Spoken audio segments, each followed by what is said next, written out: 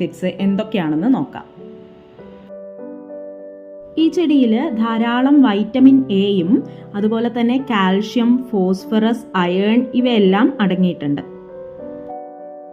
ഇതിൻ്റെ ഗുണം എന്ന് പറയുന്നത് തണുപ്പാണ്. അതുകൊണ്ട് തന്നെ ശരീരത്തിന് നല്ല കൂളിംഗ് ആൻഡ് സൂത്തനിങ് ഇഫക്റ്റ് ഉണ്ടാക്കാൻ ഇതിന് സാധിക്കുന്നുണ്ട്.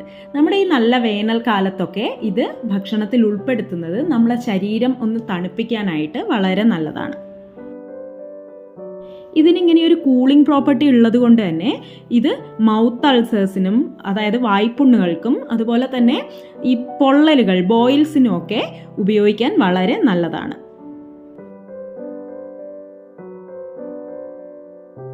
ഇതിൽ ഹൈ ക്വാണ്ടിറ്റി ഓഫ് മിനറൽസും ആൻറ്റി ഓക്സിഡൻസും ഒക്കെ ഉള്ളത് കൊണ്ട് തന്നെ ഈ അനീമിയ ഉള്ളവർക്ക് അതായത് ബ്ലഡ് കൗണ്ട്സ് ഒക്കെ കുറവുള്ളവർക്കൊക്കെ ഉപയോഗിക്കാൻ വളരെ നല്ലതാണ്.